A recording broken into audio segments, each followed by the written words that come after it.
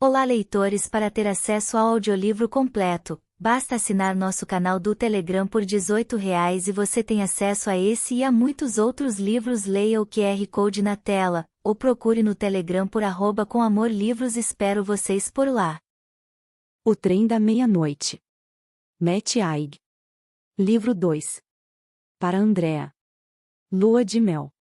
À medida que o táxi aquático cruzava a lagoa em alta velocidade, os jovens recém-casados olhavam, maravilhados, para frente.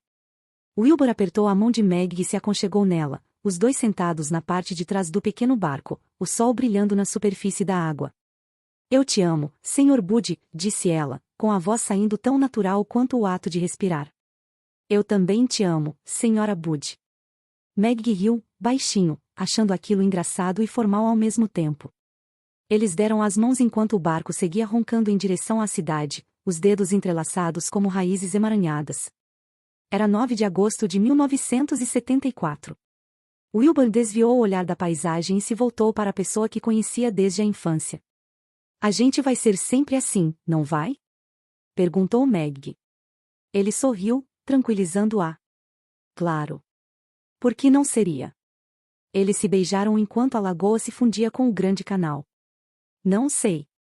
O tempo muda as coisas. Mas olha só Veneza. Não mudou nada em centenas de anos. Isso aqui poderia facilmente ser tanto 1574 quanto 1974. Ela olhou a cidade. Pois é. Vamos ignorar o tempo. Vamos ser Veneza. Ele a observou quando ela ergueu a câmera Pentax, um presente de casamento do pai, e a apontou para o Palácio Ducal, cuja fachada de pedra rosa e branca e arcos intrincados se assomava sobre a lagoa, como um delírio febril bizantino. Para sempre, acrescentou Wilbur, rindo. Ela passou a mão pelo cabelo despenteado dele, que nunca tinha estado tão comprido. Isso, para sempre e sempre e sempre. O barco diminuiu um pouco a velocidade. Ali. Disse o barqueiro, apontando para um prédio de terracota bonito, mas desgastado pelo tempo. Hotel Proserpina. Wilbur e Meg nunca haviam viajado para o exterior, e a paisagem lhes parecia exótica e encantadora. E nenhum dos dois, naquele momento, viu a figura que os observava da margem, alguém tão parecido com o próprio Wilbur que teria sido impossível distinguir um do outro. Uma hora depois, eles estavam tranquilos, sentados em silêncio, bebendo vinho à sombra de um café à beira do grande canal, vendo a cidade se revelar. Wilbur continuava com as mesmas sandálias, a calça jeans boca de sino e a camisa verde de botão de manga curta e colarinho pontudo que tinha usado no avião, e Meg exibia seu macacão laranja.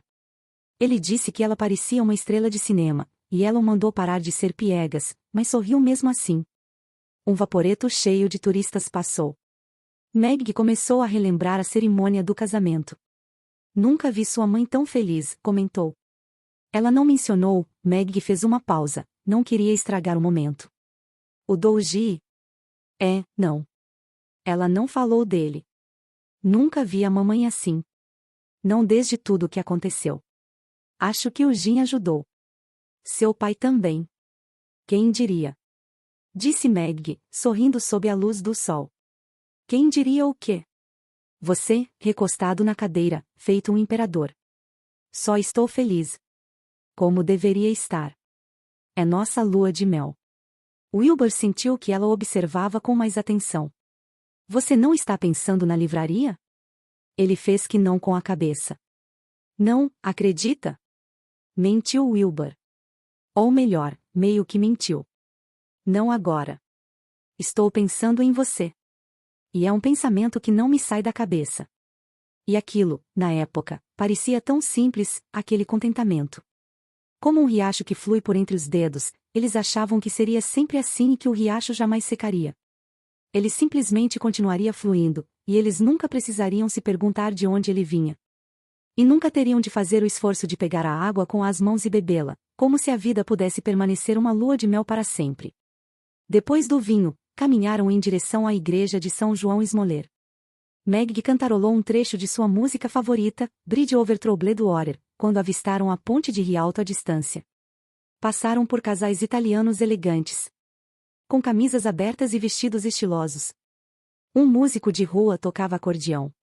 Um senhor americano fumava cachimbo e conversava com um amigo sobre jazz. É tão diferente, né?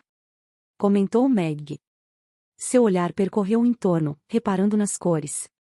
Terracota e rosa, um toque de amarelo, persianas azul escuras, tudo sob a luz do sol parecia ter sido pincelado com mel. Diferente do quê? De tudo o que a gente já viu. Ele riu. Aquela era a maior felicidade que já havia sentido. Maior do que jamais imaginou ser possível, naqueles dias sombrios. Simplesmente caminhar ao lado de um canal, admirando a mulher que amava. Ele se virou para Meg enquanto ela abria um sorriso radiante, cheio de vida. Seu rosto parecia tão cândido e puro como quando ele a tinha conhecido. E ela também. Forte como o aço de Sheffield e calorosa como o sol. Ele estava fascinado por ela. Meg conseguia fazê-lo esquecer temporariamente as feridas do passado, e ele esperava fazer o mesmo por ela. Ele não havia planejado se apaixonar, nem por ela nem por ninguém. O amor era uma coisa perigosa. Mas agora que tinha acontecido, era grato por isso. Sentia-se completo com ela, como uma pergunta que finalmente encontrou a resposta. Wilbur parou Meg para dar um beijo nela quando estavam prestes a subir os degraus da ponte de Rialto. A gente podia se mudar para cá, sugeriu ele. Então, alguns minutos depois, enquanto passavam por uma banca de livros na ponte, ele disse: Eu poderia vender a livraria. Ele estava brincando. Afinal, tinham acabado de chegar. Mas, de certo modo, também estava falando sério. Sério no sentido de que começava a se conectar com algo livre de amarras e espontâneo dentro de si. E o que a gente faria? Perguntou Meg, dando asas à imaginação. Você poderia ser artista, ou conduzir visitas guiadas sobre arte. E você poderia montar uma banca de livros como aquela lá na ponte. Foi então que Wilbur ouviu o sussurro. Algo bem perto de seu ouvido. Um hálito frio. Você precisa se agarrar a isso. Aquilo fez Wilbur coçar a orelha. Está tudo bem, amor? Perguntou Meg. Está, sim. Só um mosquito, acho. E ele não deu importância. Às vezes, os pensamentos ressoavam alto. Era só isso. Wilbur segurou a mão de Meg e a apertou. Sentia-se um pouco tonto e desnorteado em meio à multidão e ao calor, mas, ainda assim, estava mais feliz do que nunca. Eles continuaram andando, mas algo logo atraiu a atenção de Wilbur. Algo que não podia ser ignorado. Meg lhe lançou um olhar preocupado. Talvez tenha achado que ele estivesse pensando no irmão. Mas não. À frente deles, sob o pórtico, ao lado de uma lojinha que vendia esculturas de vidro, havia uma imagem tão estranha que encheu Wilbur de pavor. Um homem, surgindo de forma tênue no ar. Não era exatamente transparente, mas também não parecia de todo presente. Era o homem que os observara chegar, só que agora estava visível. Um homem incrivelmente parecido com o próprio Wilbur. Um sósia. As mesmas sandálias, a calça boca de sino, a camisa verde de botão de manga curta e colarinho pontudo. O cabelo despenteado e as costeletas compridas. A figura esguia de 1,85 m de altura. O Wilbur de 29 anos daquele agosto de 1974. Aquele que tinha o mundo nas mãos. Esse outro Wilbur pareceu notar que tinha sido visto e acenou, como se fosse a coisa mais normal do mundo. Wilbur levantou a mão de leve. Wilbur, você está bem? Perguntou Meg, preocupada. Ele não queria preocupá-la, então assentiu com a cabeça. Estou bem. Só o calor, me deixando meio doido. Vamos, rapaz, disse ela, exagerando o próprio sotaque. Você está precisando de uma bela igreja assombrada e de um Tiziano para admirar. Ele riu. Mas, enquanto descia a rampa, ouviu outra coisa. Um apito fraco, um resfolegar ritmado. Quase como o de um trem saindo da estação. 52 anos depois. O fio. Wilbur Bud morreu por volta da meia-noite, mas não conseguia se lembrar bem dos detalhes. Ele estava parado na entrada de cascalho da sua casa, se despedindo da professora de piano. Obrigado, agradeceu ele, ligeiramente ofegante por conta da caminhada pela casa. Divirta-se em Cambridge. A professora de piano abriu a porta do carro que a esperava. Ela estava na casa dos 40. Metade da idade dele. Mas parecia estar com a vida encaminhada. Ela sorriu sob o sol da tarde enquanto o jardineiro de Wilbur passava com o trator cortador de grama, aparando o gramado que seguia até as margens dos prados selvagens. Era um sábado de abril. O céu estava azul, a brisa, suave, e o canto dos pássaros podia ser ouvido apesar do barulho do tráfego distante. Um daqueles dias ensolarados e frescos que espalhavam esperança por toda a primavera. Pode deixar. E obrigada pela conversa. Não se esqueça do que eu disse, não tenha pressa quando for tocar. Vá com calma. Devagar e sempre. No fim, você chega lá. Está bem, concordou Wilbur. Acho que chego. Ele se sentiu um pouco tonto. Um pouco enjoado. Wilbur ergueu o braço frágil, abriu os portões com o controle remoto e acenou se despedindo enquanto ela seguia pela estrada rural. Depois, caminhou a curta distância de volta à casa. Ele vinha tendo aulas de piano fazia 2 anos, desde que viu um anúncio na vitrine de uma loja de música. Seu médico tinha comentado sobre a importância de aprender coisas novas, agora que ele tinha passado dos 80, e Wilbur aguardava ansioso por suas aulas semanais. Assim que voltou para dentro, percorreu o piso de ardósia e a ampla sala de estar em direção ao piano. Sentia-se estranho novamente. Desta vez, havia uma pressão no ombro esquerdo, mas que passou, e ele então se sentou e começou a praticar a composição que estava estudando, lembrando-se de ir com calma. A música tinha essa capacidade peculiar de costurar décadas. Afinal, uma canção era como uma agulha que puxa o fio do tempo e une momentos dispersos em um tecido único. Havia doçura nisso, mas também dor. A agulha podia ferir. E aquela melodia carregava lembranças demais. Ainda assim, essa era a sua vida. A vida que ele tinha. Estava mais ou menos na metade da partitura, lutando para alcançar um mi bemol com o dedo mindinho, quando o telefone tocou. O telefone fixo. Levou um tempo para conseguir atender. Suas pernas não eram mais as mesmas. Nada era. Ele imaginou que fosse uma ligação de telemarketing ou um daqueles golpes com voz robótica. Eram praticamente os únicos telefonemas que recebia hoje em dia. Mas não. Não era um robô nem um golpista. Não tinha nada a ver com marketing ou inteligência artificial. Alô, é o Wilbur. Era uma voz que ele não ouvia havia muito tempo. Décadas, na verdade. Parecia um pouco mais baixa. Um pouco mais fraca. Mas era definitivamente a dela. Meg. Meg. Meu Deus. Meg, é você? Ele perdeu um pouco o equilíbrio e se sentou na cadeira mais próxima. Do outro lado da sala, uma fotografia de casamento estava apoiada na cornija da lareira, no meio dos troféus de empresário britânico do ano. Wilbur e Meg saindo da igreja. Sim, sou eu. Como você conseguiu meu número? E imediatamente se arrependeu de ter perguntado. Parecia tão na defensiva. O que ele mais queria era que ela tivesse aquele número e ligasse para ele, mas tinha se expressado mal. Você me deu, lembra? Você me mandou uma mensagem no Facebook há 6 anos. É verdade, mandei. Achei que você nunca tivesse visto aquela mensagem. Eu vi. Não uso o Facebook, mas vi. Só não sabia o que dizer. Wilbur estava sentindo a pressão no ombro novamente. Ele contemplou a fotografia do casamento através do acrílico embaçado de um de seus troféus. O riso de Meg e o sorriso fácil de Wilbur. No papel, o casamento durou 20 anos. Mas, para ser sincero, tinha acabado bem antes. Ainda assim, naquela época, eles acreditavam que seria para sempre. Onde você está? Estou em Sheffield. E você? Bedfordshire, né? Clofield. É um vilarejo muito agradável. Ele quase acrescentou, mas muito solitário. Meg, que bom falar com você. Era estranho.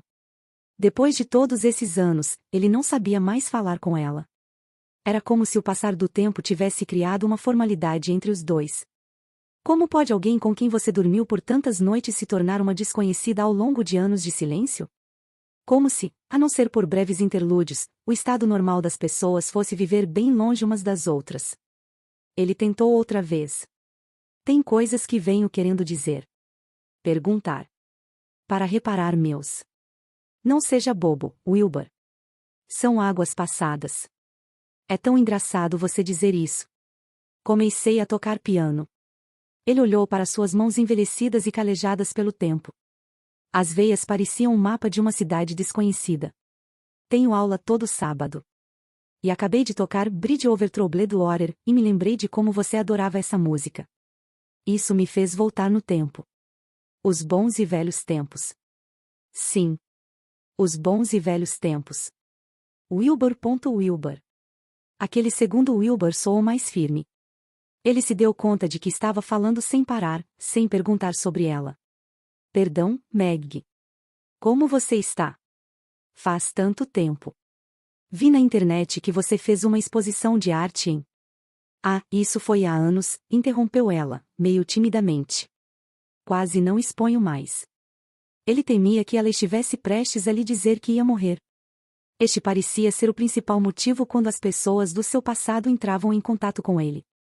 Para lhe dizer que estavam prestes a morrer, ou que alguém que ele conhecia estava. Não faz sentido. O que não faz sentido? Este telefonema. É bom ter notícias suas. Mas eu não tenho nenhum motivo para ligar para você. Na verdade, sempre disse a mim mesma que nunca iria. Ah. Certo. Sim. Não por despeito, nem nada. É só que é um pouco triste, né? Mas aí, recentemente, achei que seria. Bem, eu queria ouvir sua voz. O que soa ridículo. Não. De modo algum. E então ele sorriu. Minha voz é especial. Sua curta risada terminou com uma inflexão triste. Bem, você ainda tem algum sotaque. Pouco. Pouco. Acho que eu poderia ter ouvido você fazendo um discurso na internet. Ou uma de suas entrevistas na TV. Ah, você não quer isso. Eu só queria te ouvir. Ele se lembrou de quando estava ao lado de Meg, os dois sentados em um banco no parque enquanto ela desenhava o lago, uma vida inteira atrás. Estou aqui. Tenho tanta coisa para perguntar. Há tanta coisa que quero saber. Houve um breve silêncio. Ele a imaginou pensando se ao menos você tivesse sido sempre assim. Ele pensou em todas as coisas que não sabia sobre ela. Todos os mistérios criados pelas décadas de separação. Ela tinha alguém? Teve alguém? Era feliz? Tinha feito novos amigos? Ainda tinha algum amigo das antigas? A que programa de TV assistia? Como passava os dias? Como era sua qualidade de vida? Como estava sua saúde? Conseguia andar sem dificuldade? O que achava da situação atual do mundo? Qual era a vista da janela dela? Tinha experimentado matcha? Como ela estava? Na verdade, não sei se quero te contar alguma coisa, disse ela. A mente dele parecia confusa. Ele olhou para a foto do casamento por mais algum tempo. O sorriso de Meg naquele sol de agosto, enquanto ela saía da igreja de São Timóteo, em meio a uma chuva de confetes. Tanta felicidade. Os velhos amigos emoldurando a foto, Charlie, Claudette, Doreen. Apenas nomes agora. Pessoas que ele nem sabia se estavam vivas. A fragilidade do passado. Sonhei com você ontem à noite, admitiu Meg. Com nós dois. Não acontecia muita coisa no sonho. Mas foi tão vívido. Foi antes de Londres. Estávamos na casa em Brownhill, conversando, como se o tempo não tivesse passado. Mas estávamos felizes. Tão felizes. Só isso. Eu me pergunto por que isso, ontem à noite, foi o... Ah, Meg. Eu também sonho com nós dois. Nunca me lembro dos sonhos, mas me lembrei deste hoje. Desculpe. Acho que vou desligar agora. Isso é demais para mim. Eu só precisava. Você mal acabou de... Wilbur se forçou a parar. Ele queria que ela ficasse na linha. Era uma tortura ouvi-la por apenas alguns instantes e depois tudo acabar. Mas ele sabia que ela não lhe devia absolutamente nada. A vida era assim. Ninguém podia mudar o que tinha acontecido. E tanta coisa tinha acontecido. Era exatamente assim que deveria ter sido. Mesmo assim, ele não conseguiu se conter. Eu gostaria de falar com você de novo. Tudo bem? Tudo bem, respondeu ela, a voz frágil e envelhecida. Eu também gostaria. Um fragmento. Ele desligou o telefone e percebeu que estava ofegante. como se tivesse corrido uma maratona. Mas sentiu uma necessidade urgente de encontrar algo. Queria a carta dela. Uma prova do tempo que passaram como casal, ou melhor, o primeiro registro da separação. Fazia anos que ele não via a carta. Ela estava em algum lugar sob o telhado inclinado do sótão, atrás de uma portinhola. Ele foi até lá e ficou de joelhos, a fim de conseguir engatinhar mais fundo no compartimento, passando por uma bagunça de contas antigas, documentos e revistas de negócios. Partículas de poeira orbitavam sua cabeça, como uma galáxia em miniatura. "O que você está fazendo, Wilbur?" murmurou para si mesmo. Seu velho tolo. Então, ele a encontrou. Ou, pelo menos, uma de suas páginas. A última. Tentou, sem sucesso, encontrar as outras, ignorando o fato de que se sentia cada vez pior. Estava meio sem ar agora, e sua cabeça girava quando se levantou. Ele se recompôs e desceu os degraus com a página amarelada nas mãos. A última página da carta de Meg. "Você está sempre em outro lugar, mesmo quando está bem ao meu lado. É importante, para mim, não me deixar levar por ilusões. Duvido que eu chegue a viajar pelo mundo. Eu me vejo cada vez mais ocupada cuidando das necessidades crescentes do meu pai, em Sheffield. Enfim, não é fácil. Sei que você me considera forte, mas eu não sou. Me sinto agora tão frágil quanto uma folha ao vento. Parece que prendi a respiração enquanto escrevia esta carta. Sinto que, se eu soltar o ar, vou começar a chorar e nunca mais parar. Sei que você passou por muita coisa quando era mais jovem, mas eu também. Não podemos ficar presos nisso para sempre. Não posso te consertar. Eu não consigo nem me consertar. Isso tudo é de cortar o coração. Mas às vezes a gente precisa se dilacerar por dentro para continuar vivo. Quero que você entenda isso. Quero que você também entenda que nosso amor sempre vai existir. Você se lembra da minha teoria boba sobre arte? Que as pessoas envelhecem, mas a arte permanece atual. Bem, acho que, de certa forma, isso também se aplica à memória. Não sei explicar, mas gosto de acreditar que ainda estamos, de algum modo, no teatro quando você veio até mim. Ou no dia do nosso casamento. Ou em nossa lua de mel. Ou olhando para as estrelas numa noite de bebedeira. Ou felizes, colando papel de parede em Brownhill. Eu te amo, Wilbur. Mas também estou te deixando. Não sei onde o passado se esconde, mas te encontrarei lá. Um beijo. Meg. A quilômetros de distância. Enquanto lia aquelas palavras, Wilbur foi tomado por uma forte dor no pescoço que irradiava pelo braço, acompanhada de uma pressão no peito. Ao chegar ao fim da carta, a dor era tão intensa que tomou conta de tudo, como se o mundo ao redor estivesse a quilômetros de distância.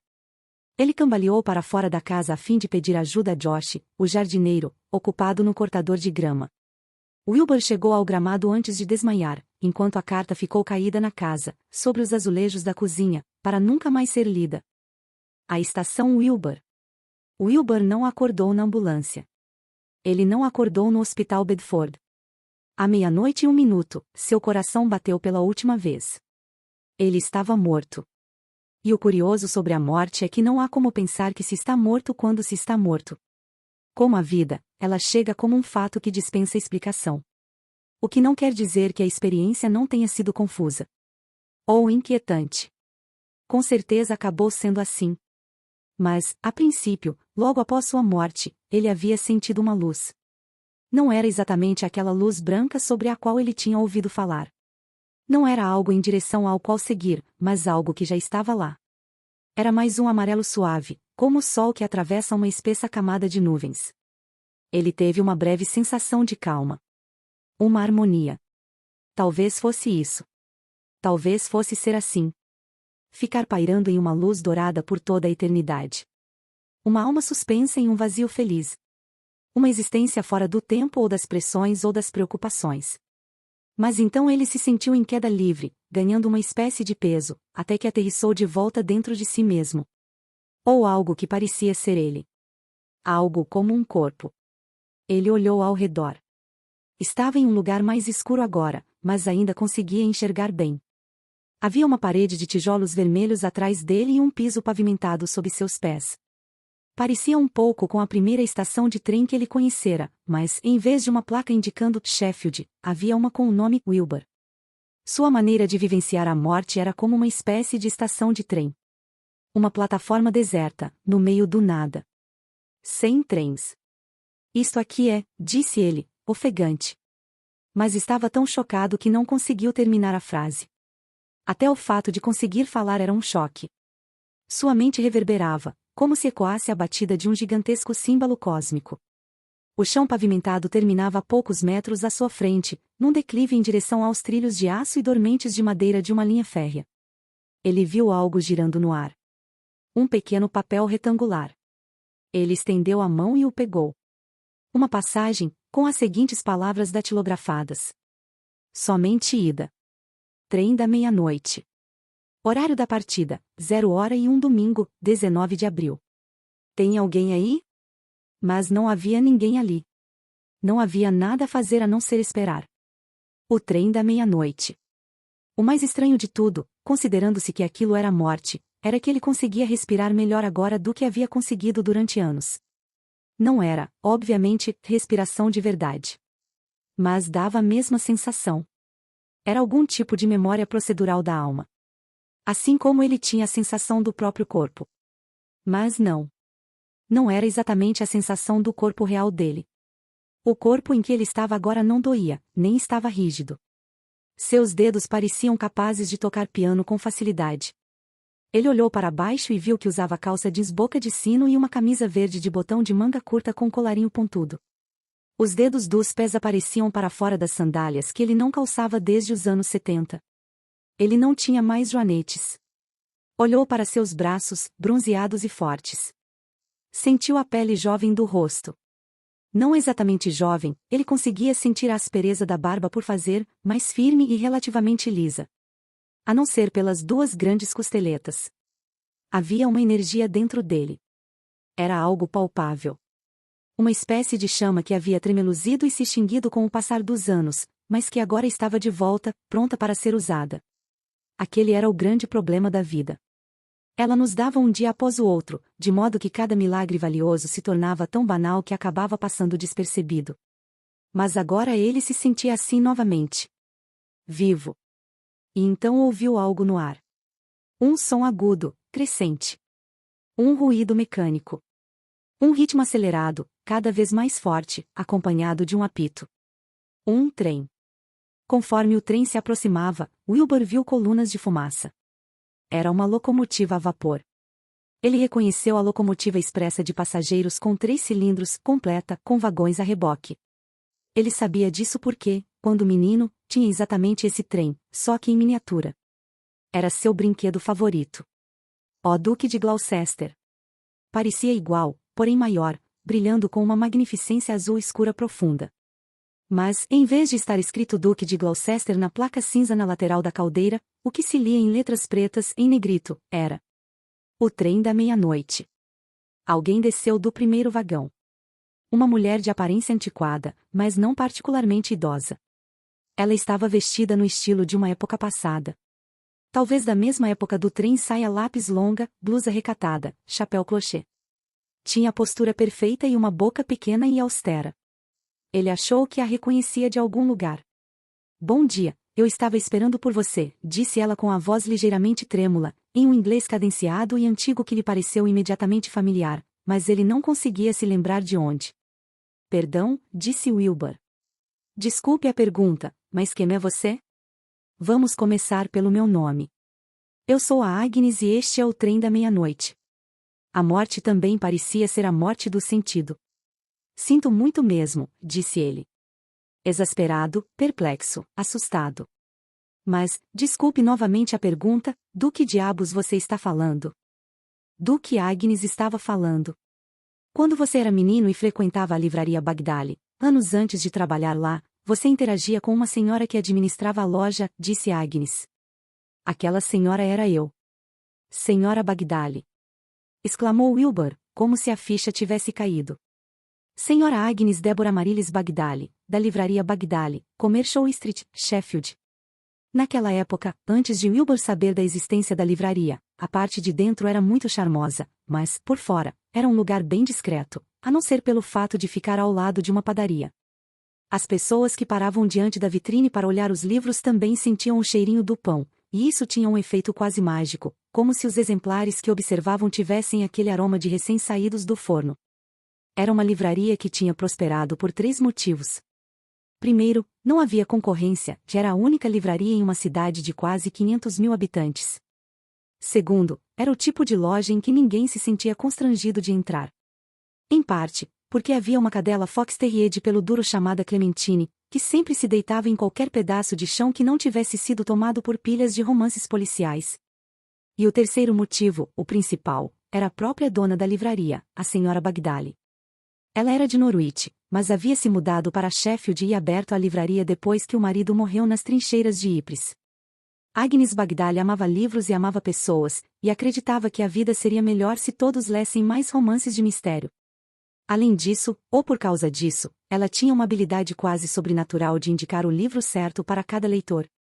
Se conversasse com um metalúrgico que não tinha lido um único livro desde a infância, por exemplo, ela recomendaria em um minuto o livro perfeito para ele. Se a pessoa tivesse um certo brilho nostálgico no olhar, ela lhe sugeriria A Máquina do Tempo, de H.G. Wells. Se demonstrasse interesse especial em Clementine, ela indicaria a história do Dr. Dolittle, de Hugh Lofting. Livros, disse ela, certa vez, são espelhos da alma. Então, se você conseguir ter um vislumbre da alma de alguém, saberá qual espelho dar a essa pessoa.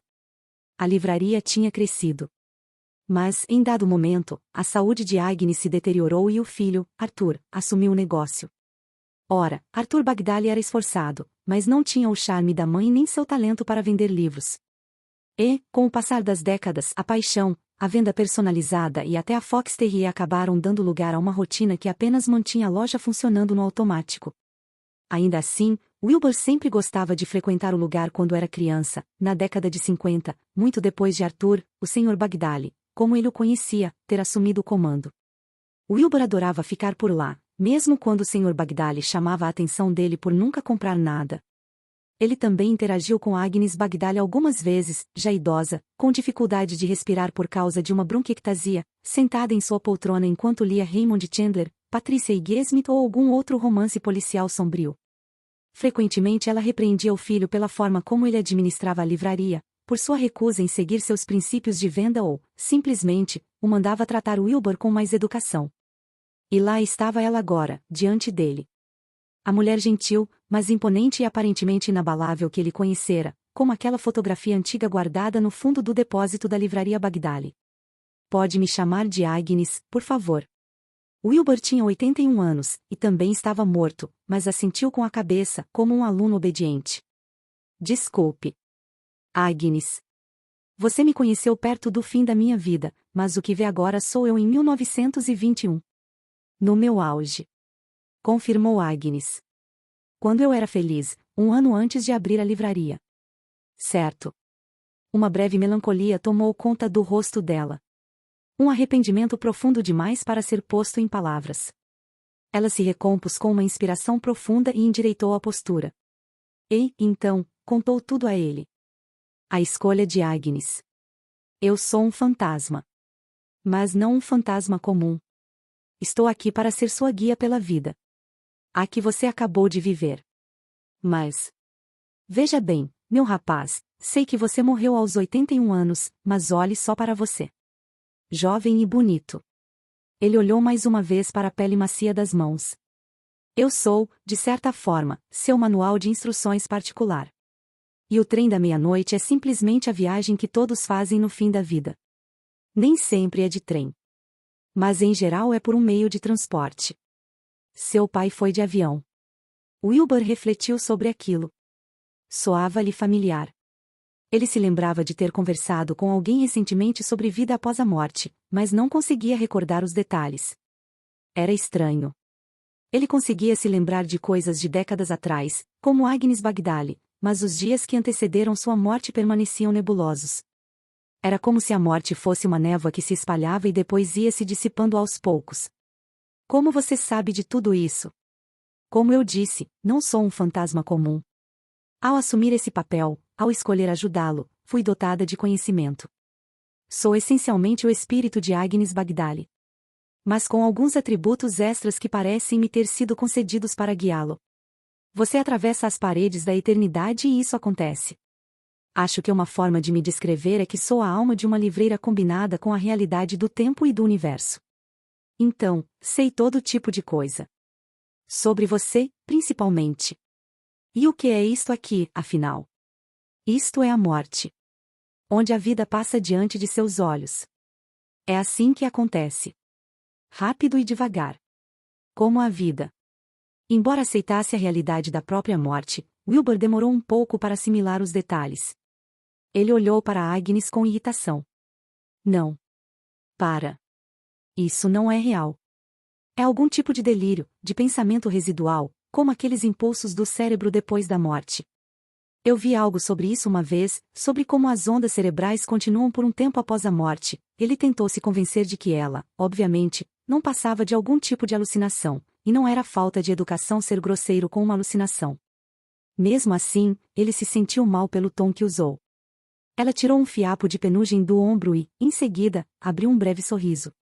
Olha, Wilbur, a realidade é diferente na morte. E leva um tempo para se acostumar com ela. Dentro do trem, você estará no mundo dos mortos. Mas, quando o trem parar, você, meu velho, voltará no tempo. Como um fantasma. De volta ao mundo vivo e absolutamente real. Então, no fim da linha, chegará a eternidade. Eternidade? Você quer dizer, o paraíso?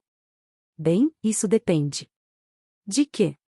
De quão paradisíaca você acha a ideia de rever pessoas? Quer dizer que posso ver a Maggie lá? Quando ela morrer, sim. Sim, você a verá. Verá outras pessoas também. Pessoas que conheceu em vida. Seu irmão, Douji, por exemplo. Ele balançou a cabeça, incrédulo. Na verdade, explicou Agnes, na eternidade você vê quem quiser. Você é livre. E feliz, ou poderia ser.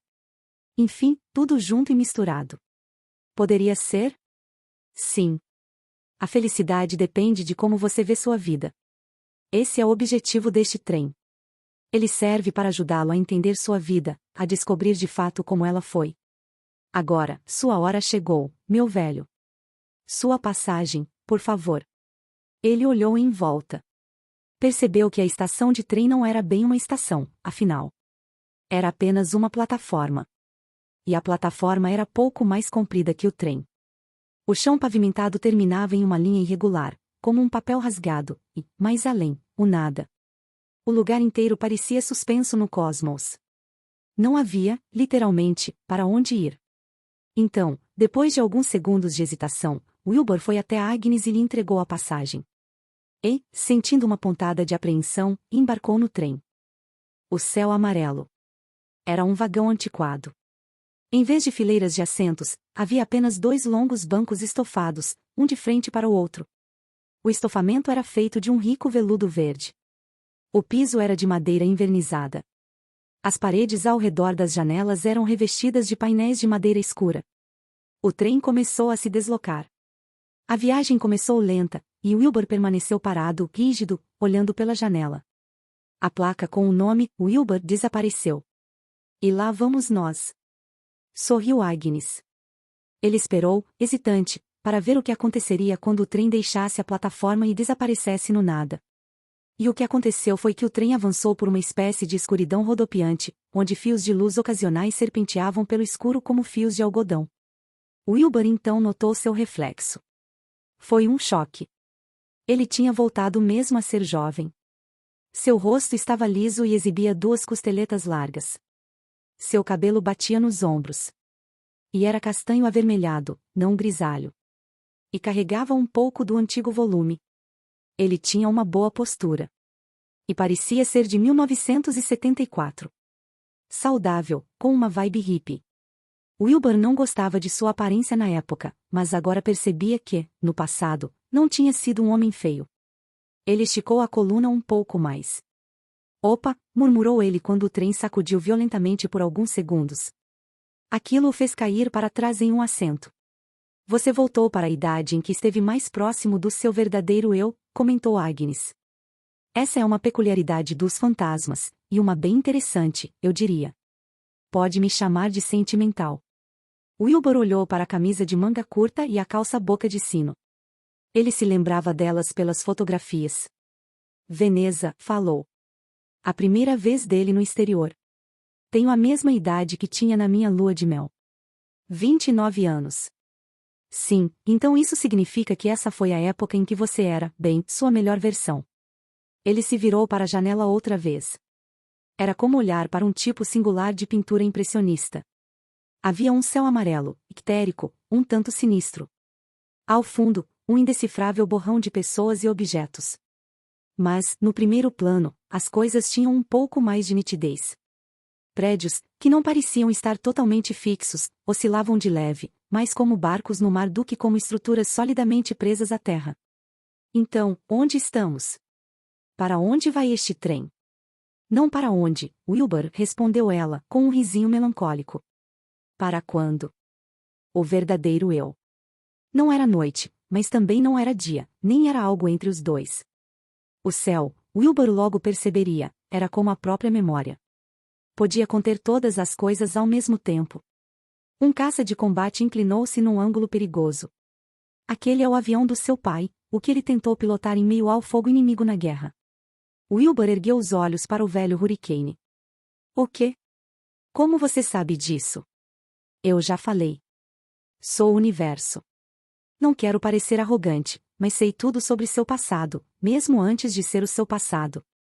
E o que estamos vendo agora são as lembranças que você nunca viveu, mas que estão dentro de você, fatos absorvidos por você antes mesmo de saber da existência deles.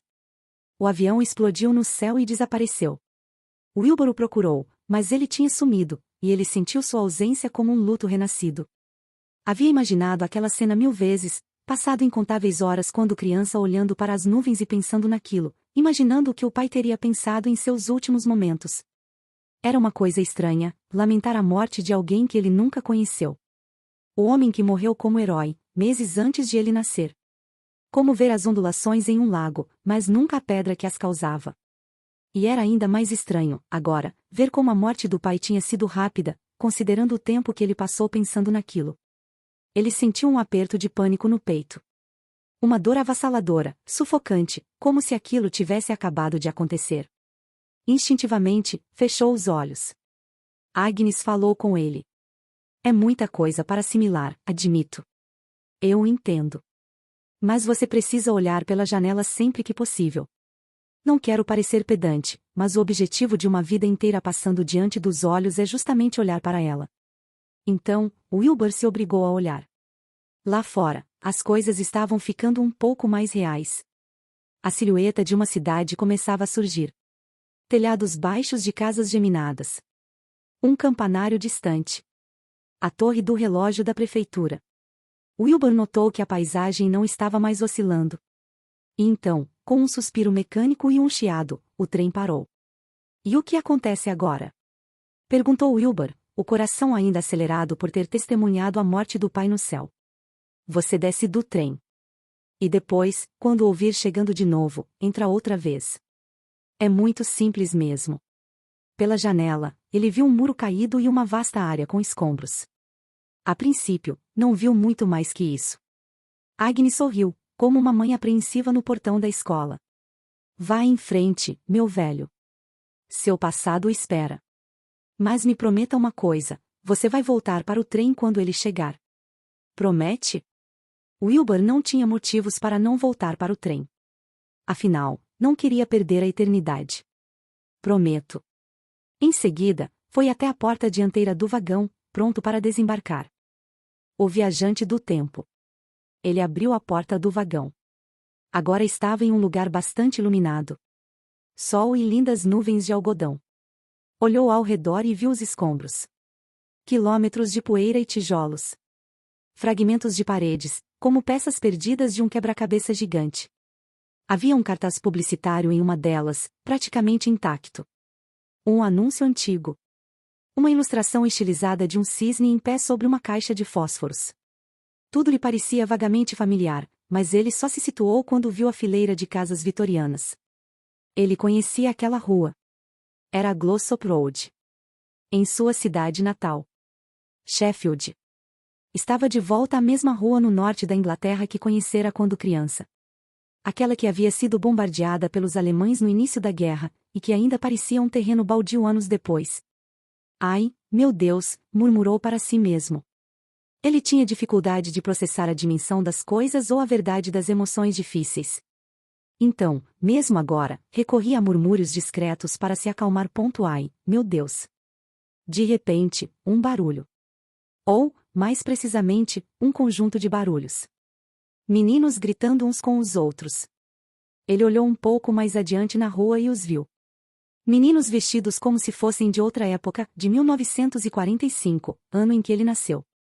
Calções cinza compridos e meias 3/4, camisas de botão, um deles com uma regata, gritando e jogando futebol. Um pouco mais à frente, perto da bola de futebol, havia um homem com um saco de carvão nas costas. O passado. O passado real, bem ali na sua frente. Tão real como quando ele o viveu. Wilbur começou a andar sobre os escombros. Era bom andar. Suas pernas, quadris e costas eram tão jovens e flexíveis de novo. Ao se aproximar da rua, reconheceu um dos meninos. O menor, contra sua vontade, obrigado a ficar no gol. A carranca familiar no rosto de Dougie. Magro como um palito. Joelhos ossudos.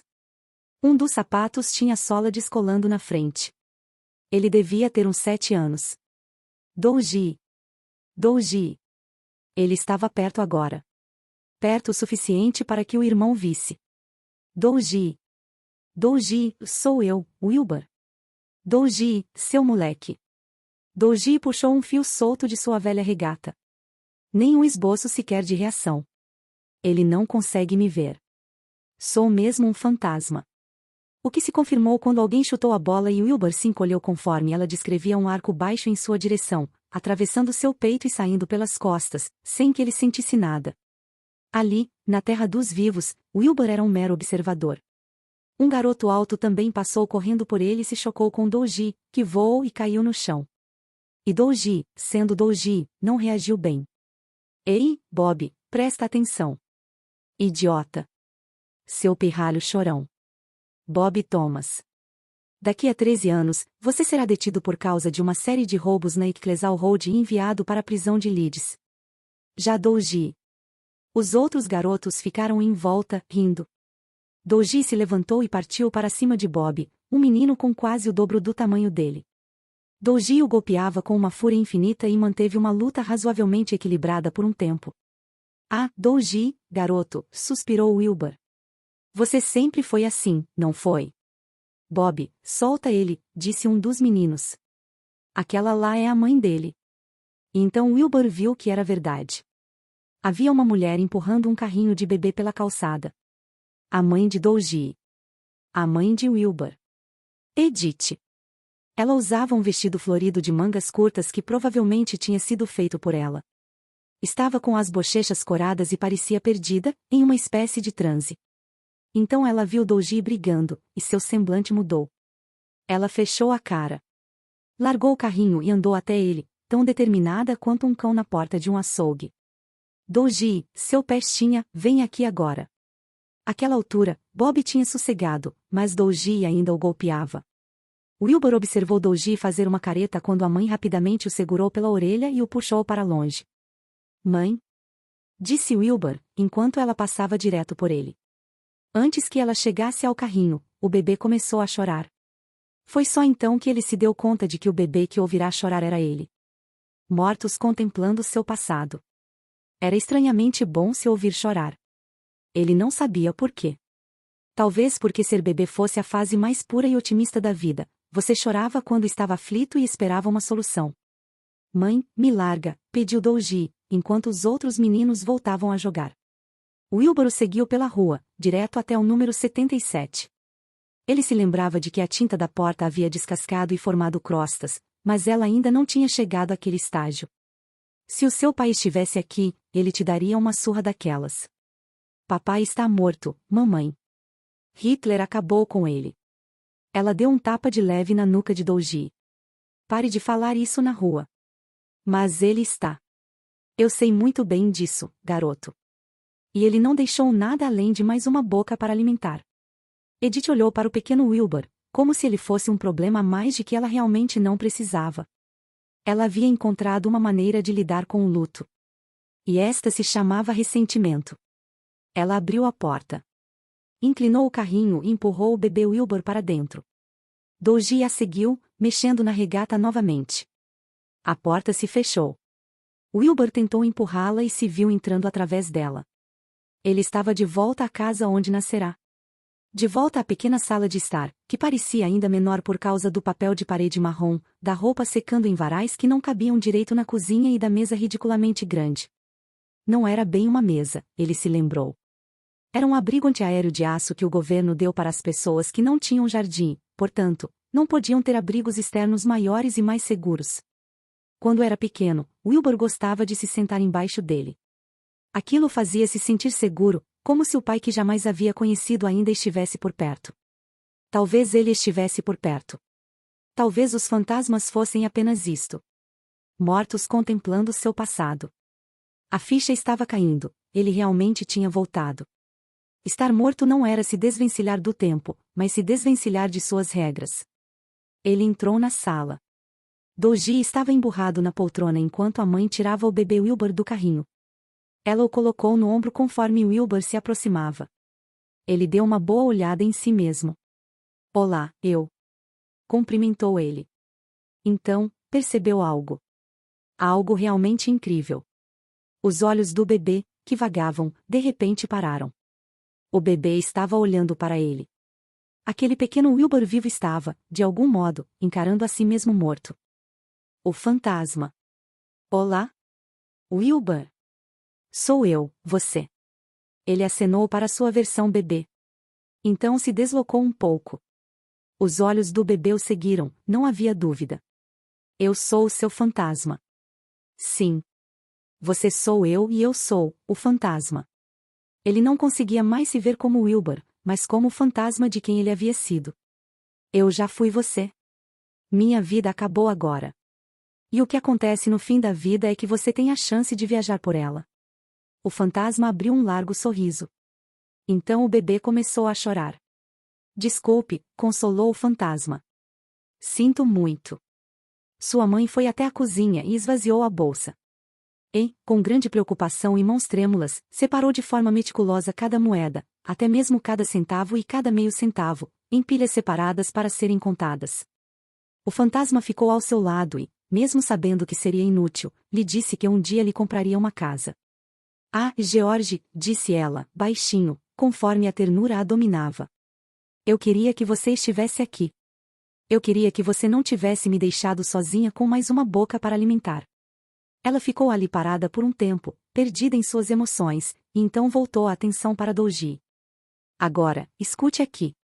Eu volto mais tarde. Volto às 9, quando terminar no Keynes Head. Você cuida do Wilbur até eu chegar. Mas, e se ele ficar com fome?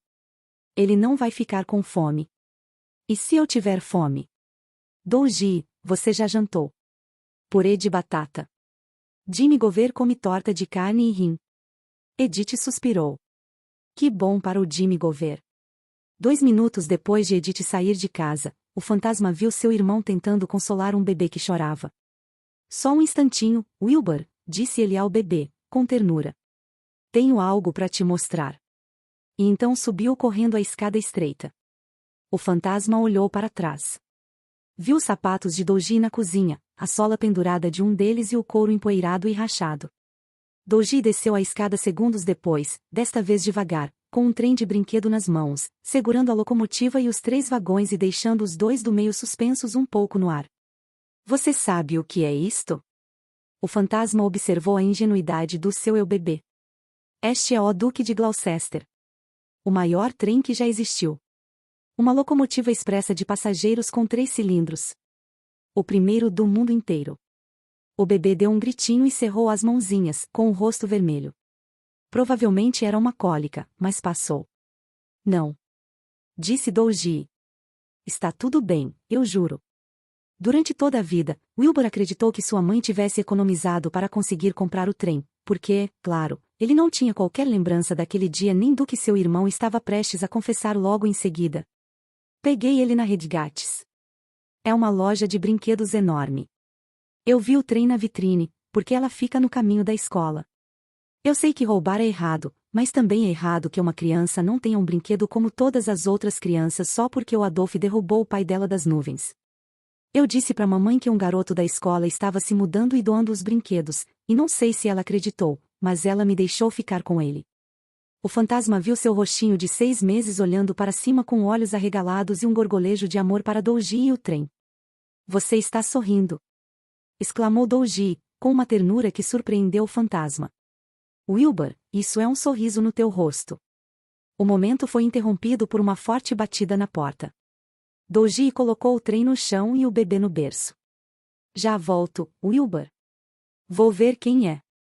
E era justamente o homem que Dougie mais odiava no mundo. O Sr. Parkin. O homem à porta era alto e magro, usava um terno elegante e tinha uma expressão grave de indiferença no rosto.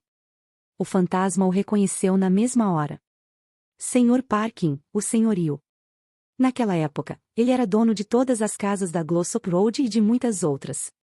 E, desde a guerra, vinha aumentando os aluguéis para compensar as casas destruídas pelos bombardeios. O que parecia duplamente injusto para a mãe de Wilbur. Porque Hitler não só tinha matado seu marido, levando consigo a principal fonte de renda da família, como agora, do além-túmulo, também estava aumentando seu aluguel. E, naquele instante, o bebê Wilbur começou a chorar do outro lado da sala, e chorou tanto que o fantasma levou uns segundos para conseguir ouvir um apito estridente, mais distante, e o ruído mecânico de um trem. Wilbur ouviu o som do trem e o viu chegar à rua por trás de um Sr. Parkin indiferente. Colunas de vapor subiam ao céu. Tão invisível para os vivos quanto era nítido para Wilbur. Mas ele continuou prestando atenção à cena. Sua mãe está aí? Perguntou o Sr. Parkin. Havia um tom levemente sinistro na voz dele, ou pelo menos era assim que o fantasma sempre o imaginara. Como uma pantera prestes a dar o bote. Não. Ela está no trabalho. O semblante de Dougie era desafiador. O fantasma pensou em como deveria ter sido, para ele, sentir que precisava ser o homem da casa ainda tão novo. Bem, é sexta-feira. Ela deixou o dinheiro para mim? Dougie deu de ombros. Acho que não. O Sr. Parkin ergueu as sobrancelhas. Você acha que não? É muito importante, pequeno Douglas, que as pessoas cumpram suas promessas. E receio que sua mãe seja muito ruim nisso. Você não deve seguir os passos dela. Deus disse que, quando um homem faz um voto, ele não deve quebrar sua palavra. Isso está na Bíblia Sagrada. Eu não gosto muito da Bíblia, comentou Dougie, com aquele destemor familiar. Só da história da arca. Eu gosto do Noé salvando os animais. Eu também gosto da história da arca. O Sr. Parkin sorriu, por um momento parecendo quase bondoso. O fantasma certamente nunca tinha se lembrado dele como alguém bondoso. Ele sempre fora apenas um senhorio mau, rigoroso e inescrupuloso, mas não se vive por mais de 8 décadas sem se dar conta de que as pessoas são complicadas. Ou que ninguém as via como elas realmente eram por dentro. Gosto de que Noé tenha aceitado o desafio e terminado a arca a tempo. E, falando em pontualidade, diga à sua mãe que sou um homem generoso, mas minha generosidade tem limite. E voltarei amanhã de manhã, não sou uma instituição de caridade, diga ela. E, com isso, ele se virou e deu apenas 2 passos até a casa ao lado, na qual também bateu, atrás de mais um pagamento de aluguel. Dougie fechou a porta, e Wilbur viu a preocupação no rosto do irmão, 90% fúria, 10% medo, e quis acalmá-lo. Está tudo bem, Dougie. Aquilo soou etéreo, até para um fantasma. Então veio outra voz. Ah, céus, meu velho. Caindo no primeiro obstáculo. Ela estava bem ali, ao lado dele, tão invisível aos vivos quanto o trem. Agnes. Você prometeu voltar para o trem assim que o ouvisse. Agnes estava exasperada. Não perca tempo. Suba a bordo. Wilbur deu uma última olhada em Dougie e se despediu, antes de voltar andando sobre tijolos e subir os degraus de metal do primeiro vagão. Ao fazer isso, percebeu que não havia trilhos visíveis. Não como os que tinha visto na estação fantasma. E, no entanto, quando começou a se afastar daquele dia, o trem partiu com tanta suavidade, retidão e firmeza que parecia que os trilhos estavam lá. Eu me vi. É disso que estamos falando. Não. A minha versão bebê me viu, digo, ele apontou para si mesmo. Agnes assentiu com indiferença. Isso é possível. Bebês são o maior de todos os mistérios do universo, ninguém os compreende de verdade. Então, quando eu vir meus eus mais velhos, eles também vão conseguir me ver. Ela ficou séria por um segundo. Não. E, na improvável hipótese de que sejam capazes de fazer isso, não tente atrair a atenção deles. Não se intrometa, Wilbur. Aceite. Esse é o caminho para a eternidade. O único caminho. Há regras. Você entra e sai do trem conforme exigido. Você nunca tenta falar consigo mesmo. E nunca deve estar presente quando você dormir. 1, 2, 3. Entendeu? Ele não entendeu. Nem entendeu porque o tom de Agnes soou tão proibitivo. Olha, sou grato por você ter escolhido ser minha guia. Mas não sei por que tem de ser assim. Eu já estou morto. Por que a necessidade de ser tão rigorosa? Você foi tão boa para mim na livraria, quando eu era pequeno. Você conversava comigo sobre livros que eu deveria ler. Ela olhou para Wilbur como se ele não estivesse entendendo. Eu não seria boa para você se não fosse um pouco rigorosa, Wilbur. Agora, você mencionou livros. O que é um livro se não o produto de uma obediência a certas regras? Até mesmo meu autor favorito, o grande Sr. Raymond Chandler, mais conhecido por seu estilo do que por seus enredos, bem, ele dizia que seu estilo era o produto da disciplina, de uma sensibilidade cuidadosamente treinada. Na verdade, talvez tenha sido minha mãe quem disse isso. E, assim como acontece nos livros, acontece na vida real. E até mesmo, não, principalmente, na morte. Sem disciplina, você nunca entenderá sua própria história, sem disciplina, não se manterá firme no caminho, sem disciplina, não chegará à eternidade no fim da linha. Seguir as regras é uma chatice. Mas é também o único caminho. Mas um escritor muda as coisas. Um escritor edita. Agnes ficou confusa com aquilo e fez um biquinho para refletir sobre o assunto. Devo admitir que você tem razão. Um pouco de razão, mas ainda assim tem razão. Mas o fato é que estou tentando cuidar de você aqui. Parecia estranho ter alguém cuidando dele. Afinal, estava morto. Mas precisava admitir que gostava daquilo. Gostava do jeito antiquado e um tanto inflexível de Agnes. As últimas décadas de sua vida tinham sido bastante desestruturadas e solitárias. Ele tinha sido levado pelo vento como uma semente de sicômoro. Imaginou que, para navegar por algo tão selvagem quanto a morte, era preciso alguém que conhecesse as regras. Sobretudo porque envolvia viagens de trem. E, no entanto, uma pergunta ainda restava. Mas e se eu tiver feito coisas erradas? O rosto de Agnes suavizou-se de imediato. Um sorriso surgiu, acompanhado de uma risadinha terna. Isso, meu velho, significa que você viveu. O tempo voa. Pela janela, fragmentos de sua infância passavam rapidamente. Um vislumbre dos portões de ferro forjado de sua escola. Ele na cama, lendo um livro emprestado da biblioteca, As Aventuras de Robin Hood. O armarinho no qual passava horas quando menino, enquanto a mãe escolhia tecidos para roupas ou cortinas. Saindo da livraria Bagdali de mãos vazias e voltando para a biblioteca. Ele se levantou e andou pelo trem enquanto este seguia por seus trilhos invisíveis. Em dado momento, sentou-se num dos longos bancos paralelos estofados de veludo verde. Olhando para fora, viu o guarda-chuva do Sr. Parkin na cozinha. Continuou a ver a mãe, irritada com Dougie, ou olhando para o pequeno Wilbur como se ele fosse um problema dispensável. Então, algo mais feliz. Uma casa com paredes invisíveis. Não era nenhuma das casas em que ele havia morado. Mas lá estava ele, um jovem menino de ombros estreitos, no meio de uma sala de estar lotada de crianças e adultos, vendo televisão pela primeira vez. 2 de junho de 1953, disse ele em voz alta, como se estivesse respondendo a uma pergunta em um quiz de pub, e não sentado sozinho em um vagão. Assistiam à coroação da rainha, lembrou. Na casa da senhora Yelan. Número 40. A primeira da rua a ter televisão.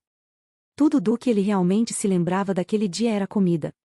Um dos raros momentos da infância em que seu estômago não roncou nenhuma vez. Sanduíches de pasta de peixe e frango à moda da coroação. E então aquilo desapareceu de vista enquanto o trem seguia através do tempo. Aquilo o incomodava. A velocidade da viagem. Ele não teve muitos dias memoráveis na infância, mas aquele havia sido um deles, e por isso se perguntou por que o trem não tinha parado. Talvez não houvesse mais paradas até sua morte. Talvez fosse assim. Você se via como bebê e se via morrendo, e tudo entre esses dois momentos apenas piscava em flashes. Talvez só houvesse o começo e o fim. Mas não. Ele sentiu o trem diminuir a velocidade novamente e se viu deitado na cama, lendo. Olhou pela janela oposta. Um disco do Elvis Presley girava na velha jukebox do Milk Bar, aonde Dougie o levou em um sábado. Então, tudo se dissipou, dissolveu-se no nada, assim como todo o resto, e, num instante, o trem da meia-noite parou. Poeira. Ele se encontrava dentro da livraria Bagdali. Estava bastante escuro, mais escuro do que ele se lembrava, e uma poeira pairava no ar, em meio aos raios de sol. Havia um garoto de uns 13 anos examinando uma estante de livros. Um garoto alto, de olhar um tanto intenso, que agora pegava um exemplar de O Velho e o Mar. O fantasma ficou ali, observando, até que um homem de cardigã e óculos de aros grossos viu o garoto e foi mancando em sua direção. Senhor Bagdali, murmurou o fantasma, enquanto o homem atravessava seu corpo espectral com determinação e fúria. O dono da livraria tinha 40 e tantos anos, mas parecia ser 20 anos mais velho. Ele tinha um andar torto e a voz rouca, consequência do fumo de cachimbo e do uísque. Ei, você! Chamou o Senhor Bagdali. Mas o jovem Wilbur já estava na primeira página, perdido na simplicidade das frases. Eu disse você aí. O fantasma se lembrava daquilo. Ou, pelo menos, achava que sim. Mas essa não foi a única vez que aquilo aconteceu. Era quase um padrão. Wilbur se virou. Ah! Oi, senhor. Afinal, naquela época, todo homem adulto com uma expressão carrancuda no rosto, e havia muitos deles, era automaticamente chamado de senhor. Existe alguma chance de você comprar esse livro? Esse aí que você está danificando. Oi, leitor. Para continuar ouvindo o audiolivro completo, basta assinar nosso canal do Telegram por R$ 18 e você tem acesso a esse e a muitos outros livros. Leia o QR Code na tela, ou procure no Telegram por @comamorlivros. Espero vocês por lá.